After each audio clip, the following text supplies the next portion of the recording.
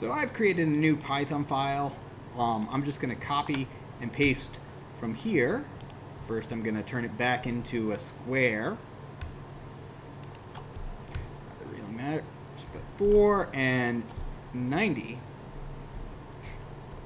And then let's go ahead and turn this, or copy paste it into this guy. Because what we're going to do is now add some spin to this. Yes. So, rather than having him move forward a set number, we can throw that number in a variable. Distance is equal to 100. And now we can tell him to move forward distance. And so this doesn't change that program at all. We move forward distance, although basically if I tell him now to make it 1,000, he does so.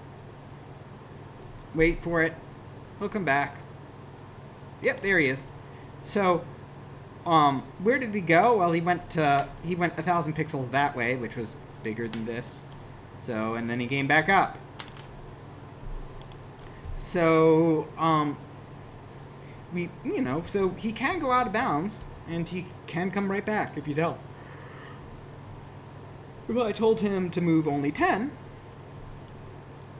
and draws a very tiny circle.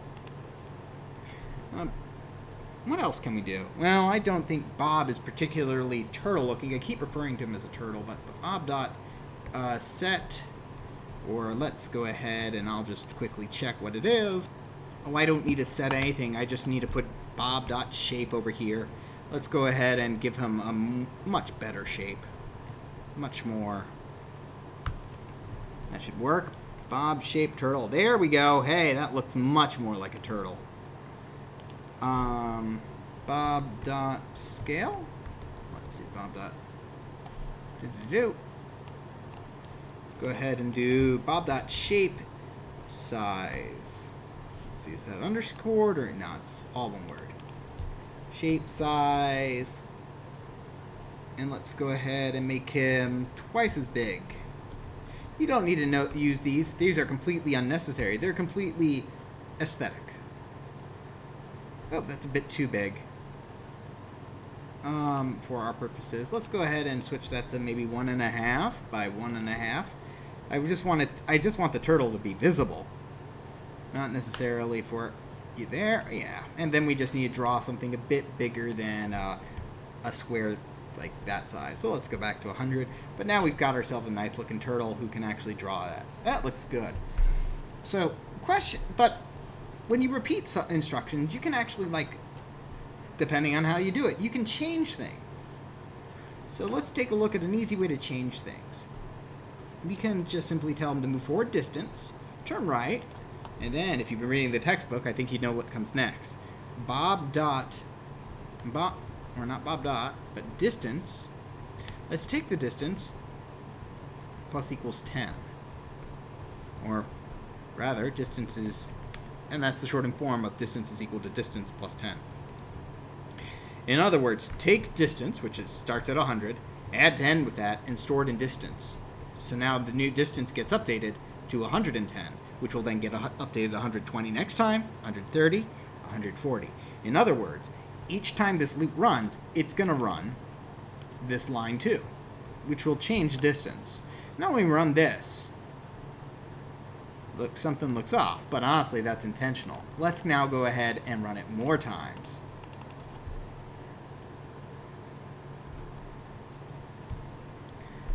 So what's going on over here? And of course, if you look at the end result, it says spiral. So it draws a spiral. Now, how is this working? Well, first he moves forward 100 pixels. And then he turns right. And then according to the instructions that we've laid out for him, he is going to increment the distance variable by 10. Okay? And then he repeats it. He moves forward the number that's stored in distance, which is this much, which is 110. Then he turns right, and he moves forward the amount stored in distance, which is now 120, and adds 10 to it. Then he moves toward the amount he did before, but then 10 more. He gets over here and turns right. And then it says move a bit more. So if we made this number smaller, we'd get the same effect, but it'd be much less visible, although it's actually coming out just fine.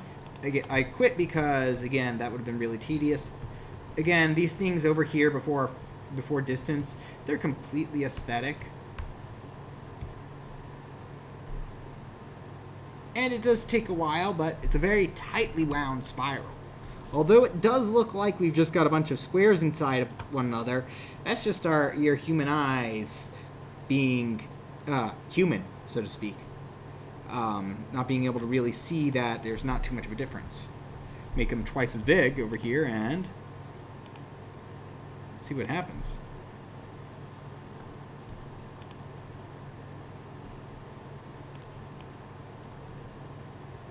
Oh, there it is. Don't know why it didn't pop up. Still looks like it's wound tightly, and it kind of looks like it's popping out of the screen, which is a really cool effect, to be honest. What kind of other spirals can we do? Well, so long as the amount that Bob travels... Well, let's see what happens. So long as the amount Bob travels is going to be... as long as he basically does a 360-degree turn, where he does some fraction of 360, he'll be able to make a spiral. So if we do triangles, then we want to do 120. Now you might be thinking, wait, shouldn't we do like 60 because a triangle adds up, all the angles inside of a triangle adds up to 180? And yes, that's the way it works. But when you're trying to draw a triangle by moving with your feet, what you need to do is that you want to get back where you started, you do need to turn a grand total of 360 degrees. Watch what happens. Right? Because the angle he draws, because, yes, the insides of the triangle will add up to 60 degrees, but he's making those turns using the outside angle over there. So here he's turning 120. Let's slow that down so you can see. The idea here is that you need to have some fraction of 360, and because we're making 3 turns, it's going to be 120, because 3 120s make 360. So, let's see. And he adds a little bit each time to the amount he goes, and so we get ourselves our triangular spiral. Let's go ahead and exaggerate that.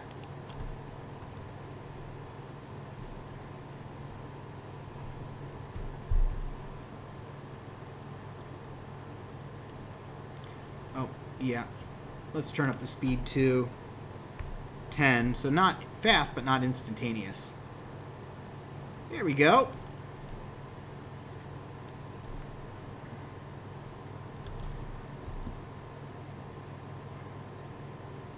Does take him a bit to draw it, though. So now what number would I want to put here if I wanted to do a pentagon? Right? It needs to be, a pentagon has 5 sides, and we need to draw a grand total of 300, and we want this to be a multiple, a fraction of 360 degrees, a whole part of it. Right? It's 10 o'clock in the evening. My words are failing me. But let's go ahead and see. So bring up our handy calculator. 360 divided by 5 is equal to 72 degrees. And now we'll get a pentagon. If we want to do a hexagon, that's fairly simple.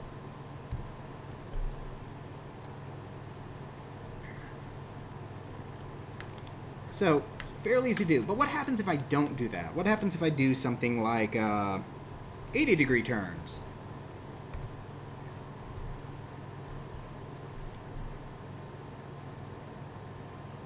It gets very interesting, right? What's wonderful about turtles and using for loops is that just minor changes like this can really change the way a program works and the way it comes out, and you can get some really pleasing results. In fact, here I want to go ahead for the last part of the video. Oh, let's see. Well, no, actually this should end it.